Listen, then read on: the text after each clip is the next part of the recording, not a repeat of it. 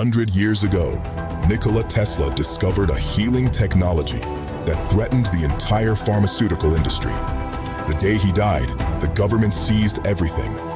For 100 years, this technology was hidden. Until now, plasma is back. Tesla Club, tzla.club.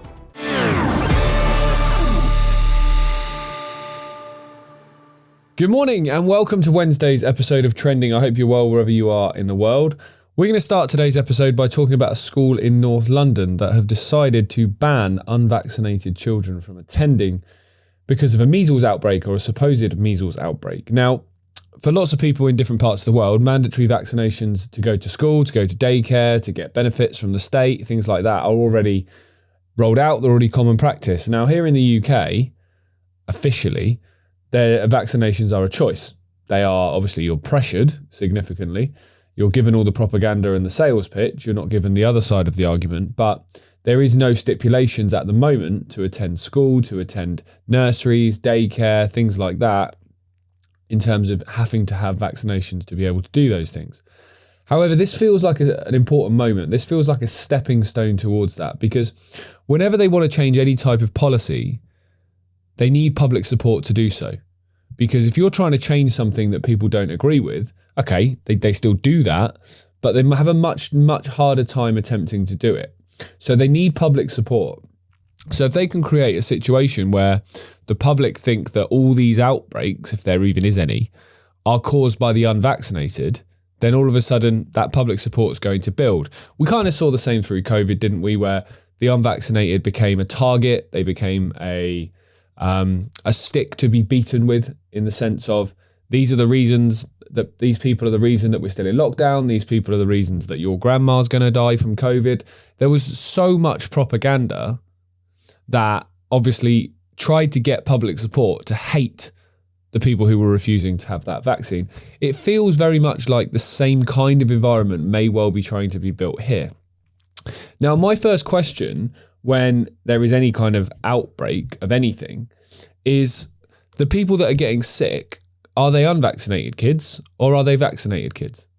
Because if they're all vaccinated kids that are getting sick, your argument that it's the unvaccinated that are the problem or the unvaccinated are at risk, X, Y, and Z, kind of gets destroyed, doesn't it? Because if you have a vaccine, which according to a particular doctor, which we'll talk about in a minute, for measles, which is 99% accurate or 99% effective, why does it matter if there's a child in your class who hasn't had that vaccine? Why does that matter to you? How will that affect you negatively? It's so important to ask that question, because if you don't, you can just read the headline and you can just take it at face value and assume it's the unvaccinated kids that are the problem. But it needs to be investigated more. Which of these kids are getting sick? And the reason I ask that question is because the fact that this story doesn't tell you that, the fact that this story doesn't lead with the headline, all these cases, X amount of cases, 99% of kids or 90% of kids that are sick are unvaccinated. The fact that it doesn't lead with that headline kind of makes me conclude that that's probably not true. It's probably not all the unvaccinated kids that are getting sick. Because if it was, that would be the story. You'd lead with it. You'd shout it from the rooftops. You'd have every on the payroll doctor telling everybody about it. That it's the unvaccinated kids that are causing the problem. They're the ones getting sick. If you haven't jabbed your kid, then you're putting them in danger. The fact that it's just, we're going to ban unvaccinated kids because of this outbreak, they've not gone into any further investigation or any further statistics as to whether it's those kids that are sick or not. That to me is a huge red flag. It's always been a red flag in the vaccine argument, because if you know you're right and that they are safe, effective, they're really important, and the science is on your side, you don't manipulate data. You don't lie about statistics. You don't censor any information that makes people think differently. You don't ignore the side effects. You don't ignore things like that. You talk about them because you know the science is on your side. When the science is not on your side and you've got to try and somehow hoodwink the public to still land on your side of an argument, you lie. You manipulate statistics, you ignore certain studies, you refuse to publish certain pieces of information, you vilify and abuse and censor anybody that questions the official narrative. It's not just a vaccine argument, you can apply that to so many different arguments. But in this, I think this is a stepping stone here in the UK. If they can get public support to believe that these outbreaks in schools are caused by the unvaccinated, and then not too far down the line they announce a policy that you have to have had certain jabs or however many jabs to go to school, because the majority of parents will have vaccinated their children and will think they are doing the best for their children and will think by doing so they're keeping them safe, the public support from those types of parents, which will be the majority, will probably grow. It will almost certainly grow. It won't be the majority, I wouldn't have thought, but it will grow to a point that will the backlash be big enough? If you've got 100 kids at school, let's say, and let's say for argument's sake, 80 are vaccinated and 20 aren't. If 40 of the 80 go, yeah, I want this, I support this policy, that's still double the people that have said no. So it's going to be interesting. It's going to be interesting because in this country and different parts of the world, there was obviously a lot more people that took the COVID jabs than didn't. But those people that didn't were so fierce in their opposition, so fierce in their saying of no and refusing to back down, that it actually had more power than the majority. So I'd like to think that we'll be in the same position here, because if you've decided to not vaccinate your child, for me, of the two, you're the one that's made the decision. Because there'll be exceptions, of course, but the majority of people that vaccinate their children will just be told by their doctor, oh, it's this time, you have this jab. Okay, great, yeah, here you go. They probably don't give it much thought beyond that.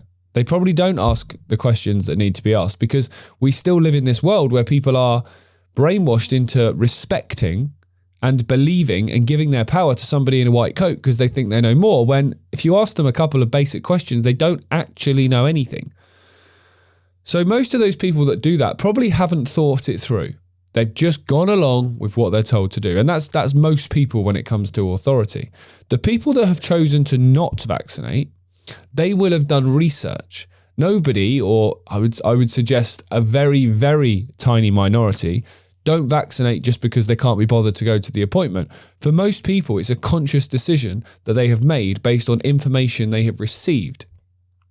And if you've received that information and you've got both sides of an argument, if you've gone to your doctor or your vaccine nurse and you've asked them a few questions based on the findings you've come across and some concerns you may have, and they've not been able to give you satisfactory answers, which they won't be able to, and you've decided as a result that the best thing for your child is to not vaccinate them and let their immune system develop naturally and organically like we did for generations, then that's a conscious decision. So if they try and impose their will on people with that mindset, I think they're going to have a really difficult time, a very difficult time. And hopefully a revolt will be created and the policy won't be able to go through. Or we keep talking about parallel societies. People just take their kids out of school. You've got to be vaccinated to go to school. That's fine. We'll just take them out of school then. And you know, if you're working on the premise that there's 10%, let's say, of students at most schools that aren't vaccinated, that's a hell of a lot of schools. That's a hell of a lot of kids being taken out of mainstream education, which is, one, not going to go unnoticed by the state, and secondly, that's a hell of a lot of kids being taken out of these programming centres, which for me is only a good thing. It's only a good thing. I'm absolutely not against education. I'm against indoctrination. And at school, that's what you're given. You're given the mainstream view of everything. And a lot of kids that don't think any more about what they're told, or don't have parents that they perhaps talk to and question reality and question the world and world events and all those things, they leave school with a very limited view of the world and a very limited view of themselves. And I find that incredibly sad. We should be teaching kids that literally the world is their oyster, and there's so much amazing opportunities, whether that be to enjoy the world that we live in, whether that be to spiritually connect with a higher power, whatever it might be. Whereas kids are left feeling small, insignificant. And that's not by accident, that's completely by design. So in a sense, get your kids out of school would not be a bad thing. But this definitely feels like an important stepping stone, I think, towards pushing more and more mandatory vaccinations for schools, because, you know, this cult are very predictable. And if they've got policies like that already in various states across America, in Australia, for example, you don't get the state benefits for your children unless they're vaccinated. We had through COVID, we had no jab, no job. You know, there's the seeds have been planted that basically set the foundations for them to roll this policy out. Finally, on this subject, many of you in the UK in particular will remember a TV doctor called Hilary Jones, who was on Good Morning Britain on ITV in particular, almost every day through the pandemic, trying to scare you, telling you that you should do this, you should wear a mask when you go swimming in the sea, everyone should get their jabs every 5 minutes, all of those things, made up so many statistics, lied about so many things. Whether he consciously lied, I would suggest he probably did, or whether he was just given wrong statistics and just parroted it because he's getting his paycheck, whatever. He was responsible, I would suggest, for a lot of people either getting vaccinated, a lot of people being scared, a lot of people being, you know, in a state of fear and anxiety through that period because of the rhetoric he was coming out with on television to, unfortunately, an audience of millions. Well, he's been sacked by ITV, and somehow he's ended up on the People's Channel of GB News, where once again, yesterday, he sat there talking to breakfast hosts about the dangers of unvaccinated children and the fact they're causing this measles pandemic or outbreak, whatever you want to call it. You know, about this measles increase and why it is happening, why this outbreak, and why so many people are unvaccinated. Well, it's a worry. Measles is not a trivial infection, as you well know. It can cause nasty illnesses. Did you have it as a kid? I did. Yeah, I did as well, and my son had it as well. But Ellie hasn't. No, I was vaccinated. Good. As a well, newborn. vaccination is very, very effective and very safe, and most children are vaccinated now. But we've had falling rates of vaccination in the last decade, particularly in some areas of the country where it's gone down to below where Afghanistan and Malawi's vaccination rates are recorded at. So this is a worry, because unless you're vaccinating 95% of children, the risk of an outbreak is very strong, and that's happening now in Enfield and other places in North London. 34 children have come down with measles already. One infected child can spread it to 18 others, which is why they're now saying that if children are unvaccinated at school and there's a child with measles at school, they'll have to be off school for up to 21 days, which is the incubation period. So long. But most importantly, measles can kill people. It can cause meningitis. It can cause pneumonia. It can cause ear infections. It's not always a trivial illness. At the best of times, it causes fever. It causes earache, a streaming nose, a raging sore throat. It's horrible. Nobody needs it. But we've got vaccine hesitancy because it's easy to scare people about vaccine. Well, how do you unscare people? How do you take that hesitancy away? What you need to do is to get into communities and explain why vaccination is safe and effective, how 100 years ago 1 in 5 children under the age of 5 died of these common infections, and we've eradicated all that, or we should have eradicated it all. Are you ever too old to have a vaccination? It's really important that children under 5 are vaccinated, and anyone who hasn't been vaccinated, it's never too late to get your vaccine. What if you're 55?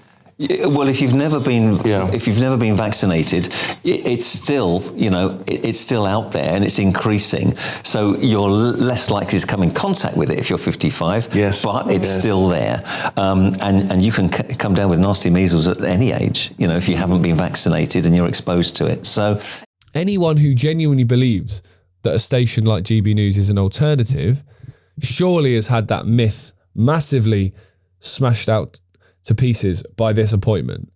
They're not anything like an alternative.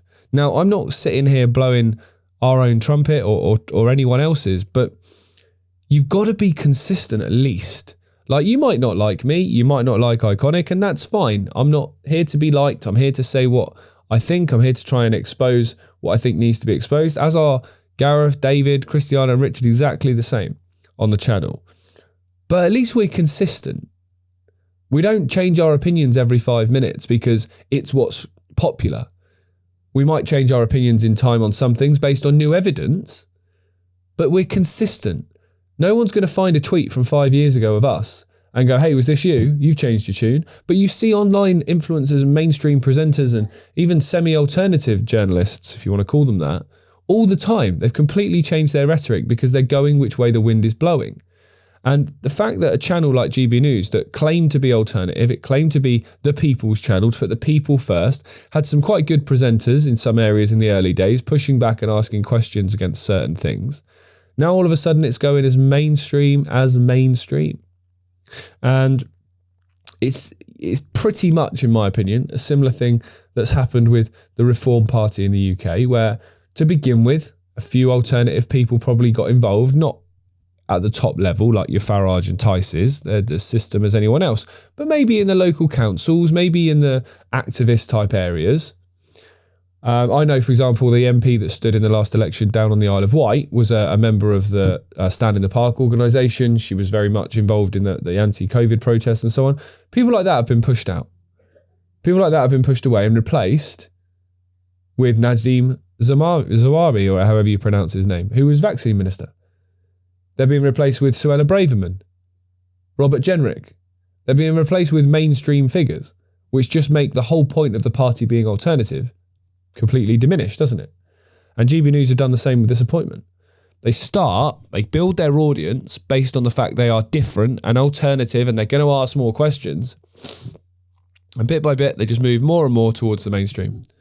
And people, again, have no voice.